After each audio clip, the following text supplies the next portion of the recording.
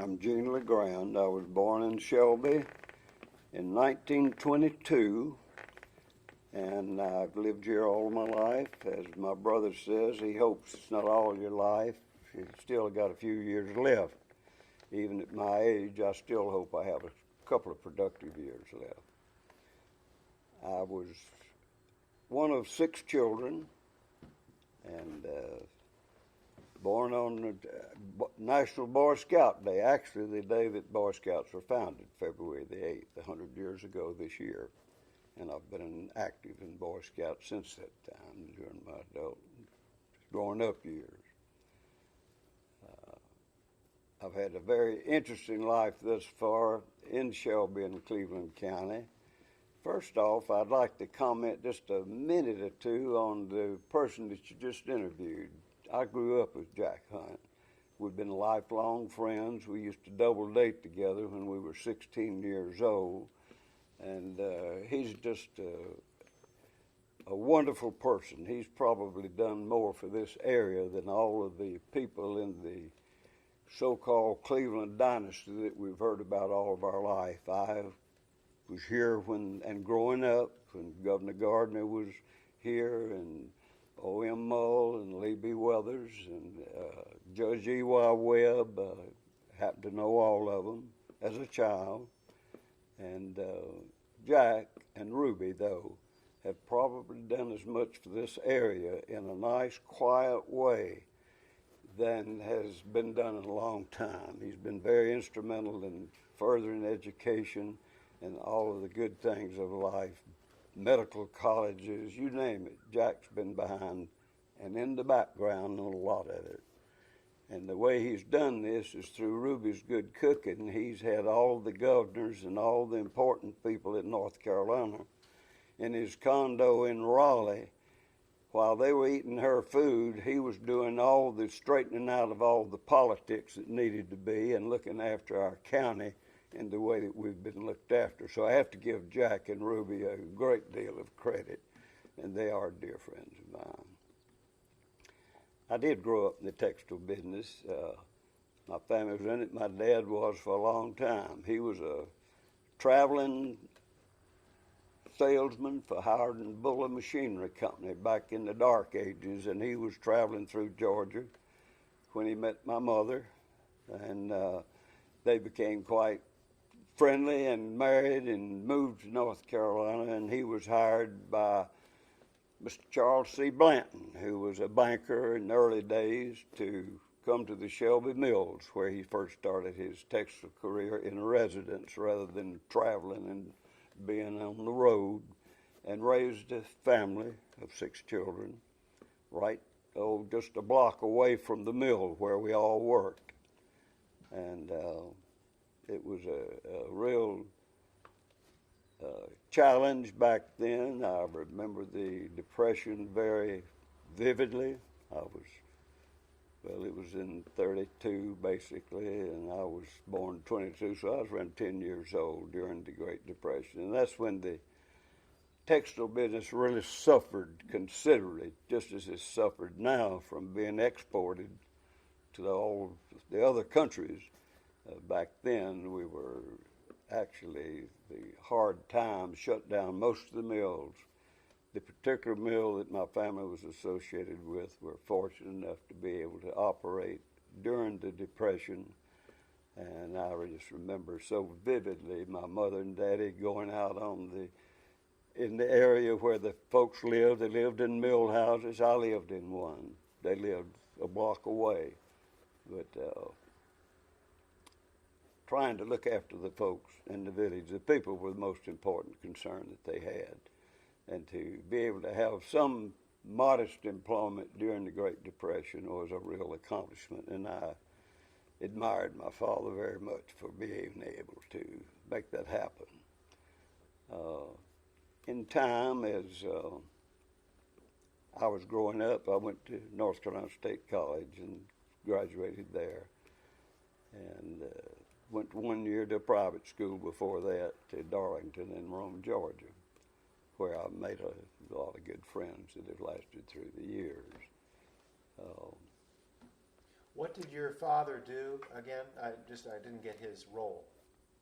He was actually hired to run the mill. He was superintendent. He had been a machinery installer for a machinery company through the years. That's when he was traveling through the Georgia area and installing machinery, and met my mother and that sort of thing. But he was called to Shelby to run the local plant that had been started in 1899 by local citizens, was subscribed to and built by them. He was employed to be the superintendent of the mill, and he was for a number of years. And then my older brother succeeded him. Dad, of course, elevated to president, and through the generosity of Mr. Blanton, he was able to acquire ownership, not entire, but part ownership of the mill. And he got into the farming business, had various activities in the banking business and building and loan. He was always interested in people owning their own homes. And as I returned from college and from the service, I was in Japan for a year, and I was in the service for 43 months. And when I came home from the service, I went back to the mill with my father and my two brothers. And after a while, I decided that I needed to move on. There's not room enough for all of us. And I was the night superintendent at the time, and they had the cushy jobs, and I had the hard jobs. I decided I was going to strike out on my own. I decided that I needed to change and get away from my brothers and try something new. And I interviewed with the people that were starting up the new industry, Fiber Industries, which was located in Earl, down in the southeast part of the county. And the plant manager, not a plant manager, they hadn't even built the plant then. The originators of the industry were Imperial Chemicals Industries out of Great Britain and Nylon Spinners out of Great Britain, and the Celanese Corporation in the United States. Celanese owned half of it, and British Nylon Spinners 25%, and ICI, Imperial Chemicals Industries, the others 25%. And they were going to build a polyester plant there in Earl, and I interviewed for a job to join them, and I was fortunate enough to be employed by the Bailey Phelps, who was my mentor, and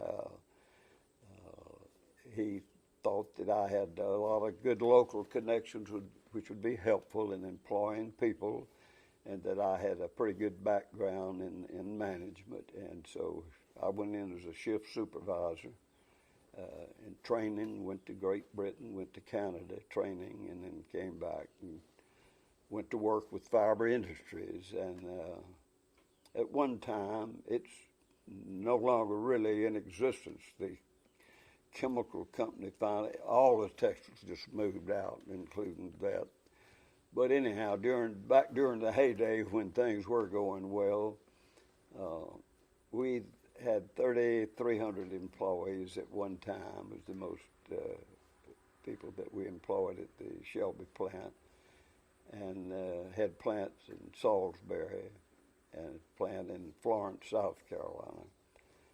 And it was a very enterprising polyester business, but as you probably know and aware of, polyester sort of went out of style, and the plants shut down. But it was a great experience during the time that I was there, and I became plant manager there, and was also plant manager in Salisbury, and back and forth a couple of times while we were building and changing. And I retired from there in 1982, I guess it was. Seems like yesterday, but it's been a century ago, I know. Came back to Shelby and took over the operation of a warehouse that my father had started in connection with the textile business there, to store the cotton in the county, big enterprise at that time. In fact, Jack Hunt probably told you. If he didn't, I'll tell you. Back in 1948, we raised the most cotton in Cleveland County than any county in the southeast. I think it had maybe 48,000 bales, and we stored a lot of it at the warehouse. But that was an important time in my life too. After I retired, that I went back to work with the warehouse business, and stayed there until 1991, I guess, and sold it to my best friend, David Royster. So you're in a great position to talk to us about something that's very important, which is how Cleveland County has adjusted to the downturn in the textile business. It's a community that knew really what it did. It had a main economic engine, and since probably 1950 in the boll weevil, it's been harder. Can you just talk in general about how the county, reacted and has adjusted? Well, we've been very fortunate that we've had a lot of diversity. We've had different types of manufacturing other than textiles come in. And as I mentioned earlier, the PPG have been just a stalwart all through the whole Depression. And even now, when things are tight, they're still doing well. But the community really, I would say they diversified.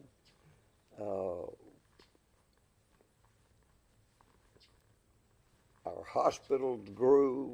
They're a great employer. Our county government has grown and doing a good job. It would be hard for me to put my finger on exactly how we responded to the downturn and the loss of the textile business, but we did have other industries come in. We had the flight systems, which has been still in business, and they provide instrumentation for the aerospace industry. Been very fortunate to have them. We had a metals company that came in, and we've had a Japanese firm that has moved in. And I'm not quite sure. They make some sort of mechanical devices that are sold in the area. Have you witnessed the workers themselves being resilient and retraining and being able to move? Thank you for reminding me of that, because yes, through our technical college, we have really retrained the workforce. For where the need was, they have risen to the cause. We have a very active and responsive technical college here. It's a community college. It's really changed its name from Cleveland Technical to Cleveland Community College, because I think it serves the community in medicine and education and you name it. And they are prepared. They have really done a terrific job of responding to the changes and needs for training people in new jobs, giving people in the medical profession, they're training technicians, they're training people to weld and do all sorts of jobs. We have a new ultra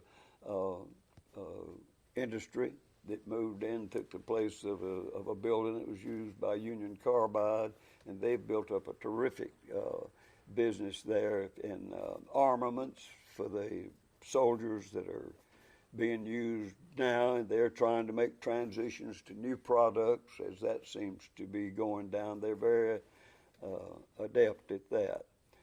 Our community college has really moved ahead of the need and been prepared to train people that were looking for work in new areas of their lives that they were not accustomed to, and they have done a tremendous job of doing that. Well, I know we'd like to talk a little more. I know we'd like to go back a little further and talk about what the mills were like. And we've heard several reports about life in the mill villages and the mill towns as being very positive places and very caring places. Is that your experience? What can you remember about what it felt like? I can remember a whole lot about that because really, I think, I'm going to move around a little bit.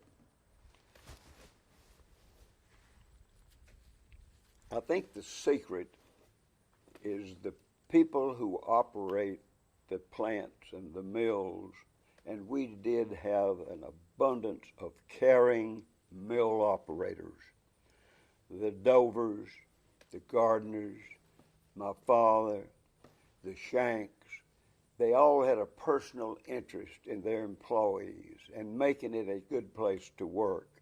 It wasn't just a job, and it wasn't to grind out just a paycheck and have no interest whatsoever in the welfare of the people. And this is a message that I believe in because it's been my credo that you hire people that are smarter than you and people that are caring, and you don't have to worry about a job. And it's worked. Some people don't believe that. And they have not done as well. But I think the people that, in this county particularly, have had the wise leadership of people that led the industry that really wanted to make a team. They wanted to make a place where people enjoyed their work, where they were listened to, where they responded to the needs. And I think that's what keeps industry going. And industry today has forgotten that. I don't see it nationally. I don't see it really in anything that you read about or hear about. The people are just sort of a commodity. And that's not the secret to a successful business. And I think that's what Cleveland County is all about. Can I ask, Gene, what was your take? History's interested in like the Luray strike over in Gastonia. Did we have any labor unrest in the 30s? Well, no. I can tell you a good bit about that because I was right here. In fact, I have a tear gas gun in my possession that my dad obtained to have just in case the people from out of town came over to harass our workers. And we never were bothered. I remember this, Mr. Gardner, Mr. Omax Gardner, who was governor and later he was ambassador to St. James at the point in time when he died. And I was with his son in Japan when that happened, and they shipped him home. But anyway, they had machine guns up on the buildings ready for I forget what they called them, but they were the people, the goon squads that came from the other towns trying to intimidate our employees and the employees of the other operators in Shelby to join ranks and strike and raise Cain. And our people didn't respond to that.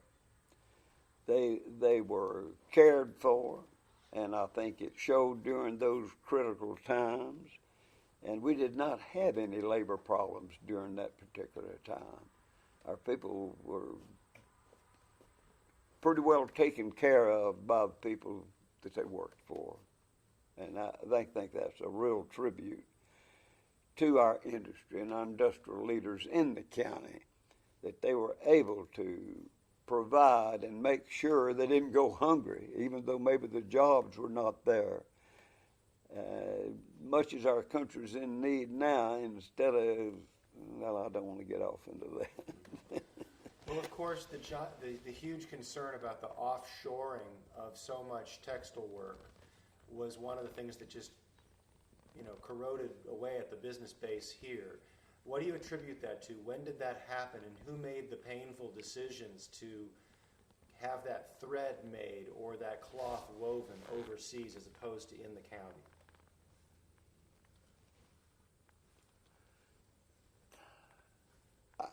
I'm not sure that I can answer that question.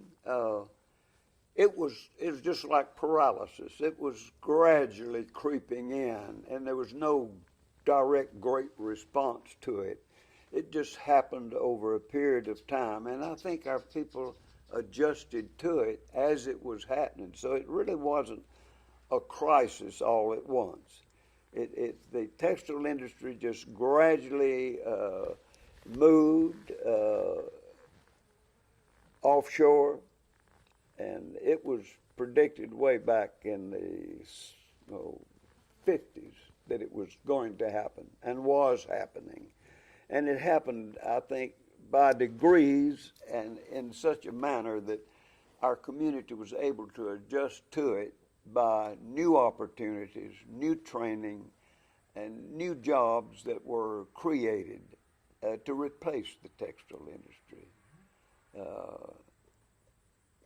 I'm not an expert in that. I tried to be very observant through my 88 years to figure out what was going on. But I think we just have a very vibrant and responsive people who work here. They understand what's happening. People share with them. They're, quote, transparent, the people that are doing the calling of the shots. And there's no secrets, and they're trying to keep people informed as to what's available, what they can do, what retraining will do, what opportunities there are that are still here. And it's taken the place, really, of the textile industry having a good portion of it faded out.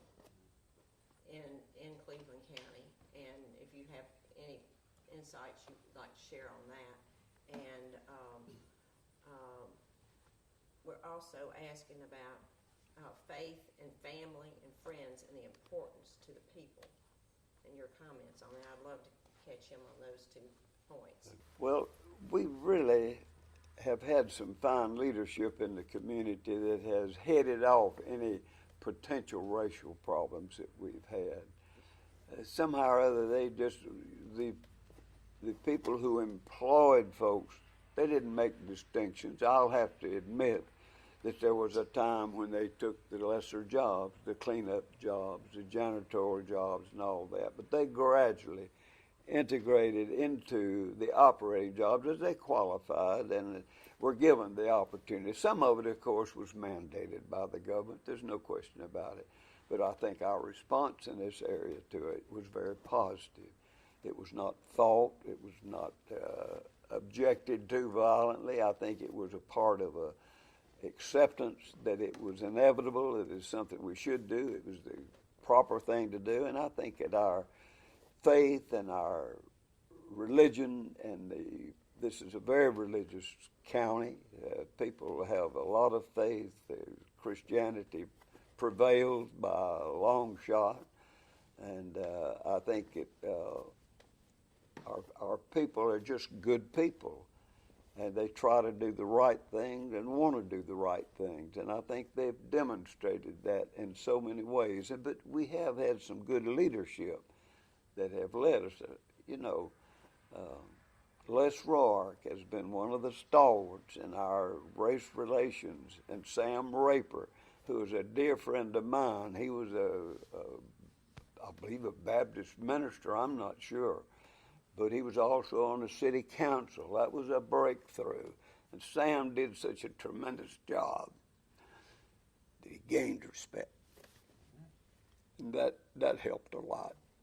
Between their joint efforts, and they have beautification committee, they had all sorts of things to foster just better relationships, not necessarily the black, but everyone to behave like they should and be more Christian in their attitudes and in their behavior.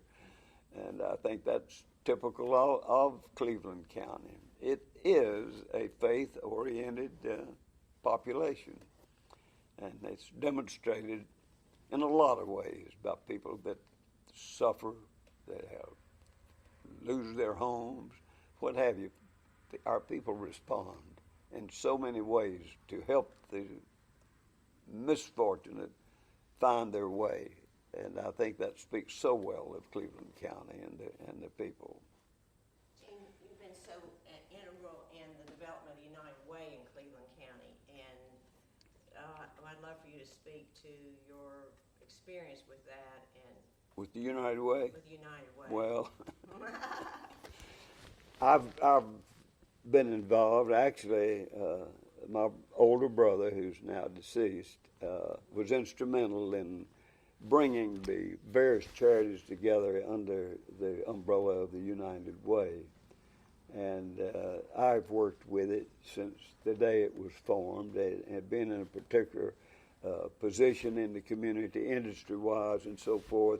I could speak so highly of it that people believed me. I wasn't trying to sell them a bill of goods. I think they've recognized the value of helping people, and so our United Way has been very successful through the years. I've been associated with since it started, and what have the needs been in the area? What is? Well, we have so many programs it'd be hard for me to enumerate. Well,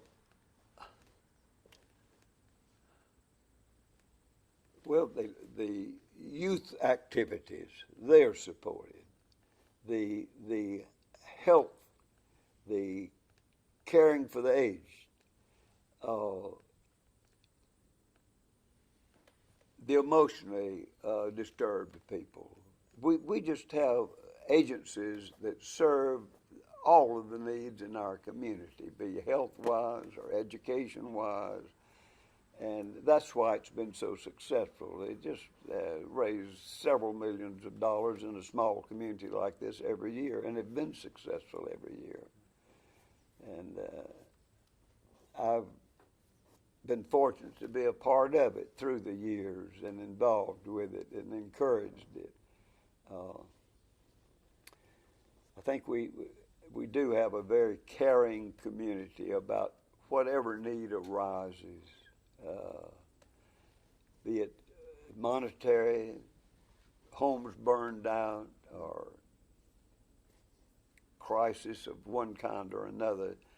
They are just a very feeling, caring community that we have here, and they've expressed it through many avenues, and the United Way has certainly been one major way that has happened.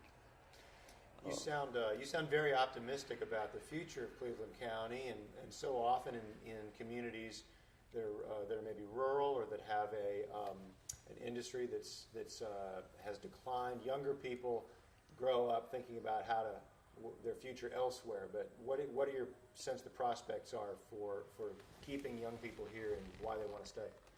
Now that's a tough one, I'll tell you, because I think being a good place to live and raise a family, you'll find the opportunity for employment. If you don't, you'll be an entrepreneur and you may make a place for it. But I think it's just the environment that is going to hold our people in this area, because it is a good place to live. It's a faith-based community. It's a caring community. And our industry and businesses are becoming more and more diversified as a result of what's happening worldwide. And people are finding new avenues to employ themselves and to employ others.